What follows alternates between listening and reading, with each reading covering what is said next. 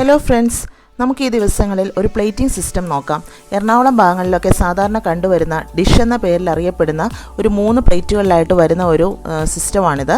ഇത് ഓരോന്നോരോന്നായി ഈ ദിവസങ്ങളിൽ നോക്കാം. ഏകദേശം ഒരു 65-70 കാലഘട്ടങ്ങളിലേക്ക് ഇതുണ്ടെന്നാണ് എൻ്റെ അറിവ്. ചിലപ്പോൾ അതിന് മുന്നും കാണാം. നമുക്ക് ഓരോന്നായി കാണാം, ഈ ദിവസങ്ങളിൽ അടുപ്പിച്ച് കാണാം. ആദ്യത്തെ പ്ലേറ്റ് ഒരു ഫിഷ് മോളി, പിന്നെ വരുന്നത് ചിക്കൻ, പോർക്ക് ചാപ്സാണ്, കട്ട്ലേറ്റ്, പിന്നെ കുറച്ച് വെജിറ്റബിൾസ്, ഇങ്ങനെ വരുന്ന ഒരു പ്ലേറ്റ് ഉണ്ട്. പിന്നെ വരുന്നത് ചോറ്, എൻ്റെ കൂടെ കുറച്ച് കറികൾ, അതിന് വിന്താലു കരൾ കറി, ഇത് രണ്ടുമാണ് മെയിനായിട്ട് വരുന്നത്.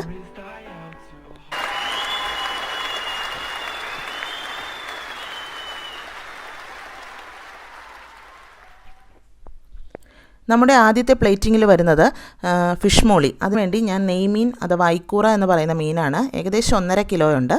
ഒരു 4 സവാള, 4 തക്കാളി, ഒരു 10-15 പച്ചമുളക്, എരിവിനനുസരിച്ച് നമുക്ക് എരിവ് ആവശ്യത്തിന് എടുക്കാം. ഇതാണ് നമ്മുടെ മെയിൻ എരിവ്. കുരുമുളക് പൊടി മാത്രമാണ് നമ്മൾ യൂസ് ചെയ്യുന്നത് വേറെ. പിന്നെ ഒരു വലിയ കഷ്ണം ഇഞ്ചി എടുത്തിട്ടുണ്ട്, നീളത്തിൽ അരിഞ്ഞെടുത്ത ഇഞ്ചിയാണ്.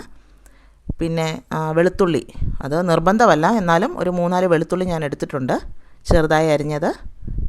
നമുക്ക് നേരത്തെ പറഞ്ഞ പോലെ പച്ചമുളക് ആവശ്യത്തിന് എടുത്തോളണം.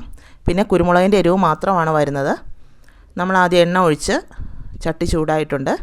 അതിനകത്തേക്ക് ഒരു കഷ്ണം പട്ട, ഏലക്കായാണ് നമ്മുടെ മെയിൻ ഫ്ലേവർ. അപ്പോൾ അതിന് ഒരു 10-15 ഏലക്കായ, ഒരു 4 ഗ്രാമ്പു, ഇത്രയിട്ട് പൊട്ടിച്ചു കൊടുക്കാം. ഇതിനൊപ്പം തന്നെ നമുക്ക് വേണമെങ്കിൽ കുരുമുളക് പൊട്ടിക്കാം, ഹോളായിട്ടോ അതോ ചതച്ചോ. ഇതിൻ്റെ ഒപ്പം കടിക്കാൻ ഇഷ്ടമുള്ളവർക്ക്, കുഞ്ഞുങ്ങളുണ്ടെങ്കിൽ അത് ബുദ്ധിമുട്ടായിരിക്കും, അല്ല എങ്കിൽ അതും കൂടെ പൊട്ടിച്ചു കൊടുക്കാം. ഇതിലേക്ക് 4 വലിയ സവാളയാണ്, സ്ലൈസായിട്ട് അരിഞ്ഞതാണ്, അത് നമുക്ക് ഇട്ട് കൊടുക്കാം.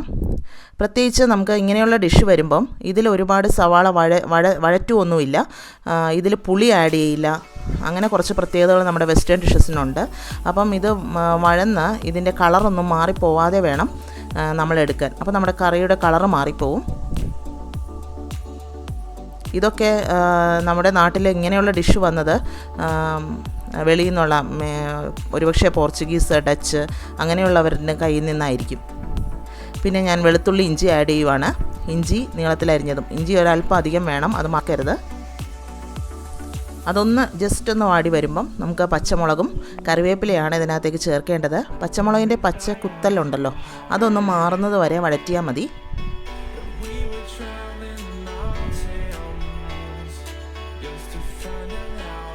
ആ പച്ചക്കുത്തൽ ജസ്റ്റ് ഒന്ന് മാറി വരുമ്പം കറിവേപ്പില നമുക്ക് അല്പം അധികം ഇട്ടോളണം, കാരണം അതൊക്കെയാണ് നമ്മുടെ മെയിൻ ഫ്ലേവർ ഇതിനകത്ത്.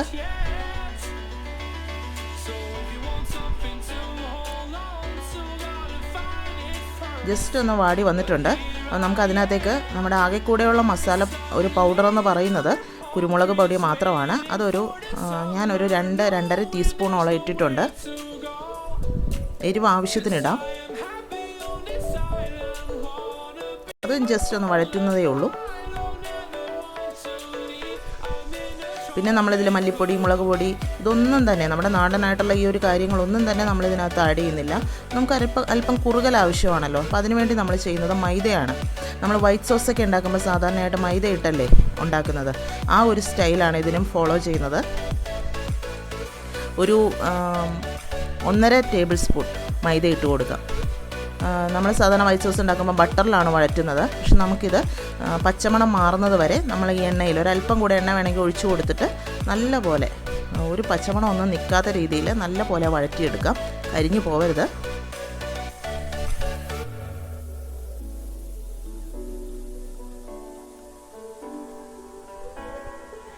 ഇനി ഇതിനകത്തേക്ക് തേങ്ങാപ്പാലാണ്. ഒരു തേങ്ങയുടെ പാലാണ് എടുത്ത് വെച്ചിരിക്കുന്നത്.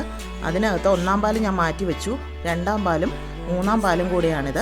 ഇത് ഏകദേശം ഒരു 5 കപ്പ് അടുത്ത്, നമ്മുടെ ചാറ് ആവശ്യത്തിന് അതിനനുസരിച്ച് നമുക്ക് എടുക്കാം. ഞാനിപ്പോൾ 5 കപ്പ് എടുത്തിട്ടുണ്ട്. നമുക്ക് അംഗങ്ങൾ എത്രയുണ്ടോ അതിനനുസരിച്ച് കൂട്ടിയോ കുറച്ചോ, കുറവ് മതിയെങ്കിൽ ഒരു അര തേങ്ങ മതിയാവും. ഇപ്പം ഞാൻ 1 തേങ്ങ എടുത്തിട്ടുണ്ട്. ഇതിനകത്തേക്ക് നമ്മളിനി മീനാണ് ഇട്ട് കൊടുക്കുന്നത്. നമ്മൾ 1.5 കിലോ നെയ്മീൻ സ്ലൈസ് ചെയ്ത് അരിഞ്ഞു വെച്ചത്.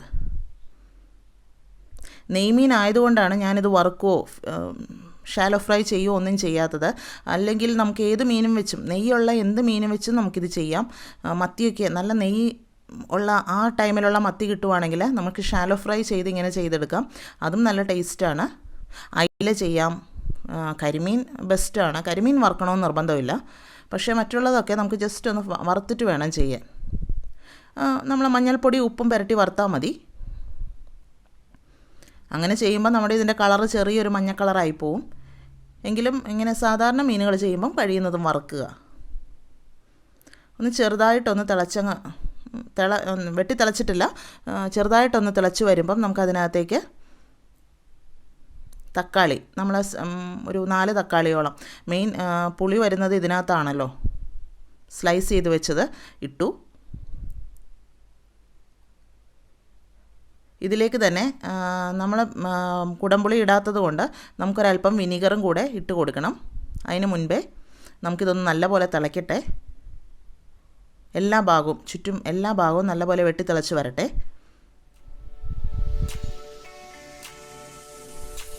ഉപ്പ് ആവശ്യത്തിന് ഒരു 1.5 ടേബിൾ സ്പൂൺ. എനിക്ക് ഇത്രയും ചാറ്, ഇത് ഇപ്പം ഒരു ഏകദേശ കണക്ക് വെച്ച് ഒരു 10-12 പേർക്കൊക്കെ ഉണ്ടാകാവുന്ന ഒരു കറിയാണിത്. അപ്പോൾ അതിന് ഞാനൊരു 1.5 ടേബിൾ സ്പൂൺ ഉപ്പിട്ടിട്ടുണ്ട്.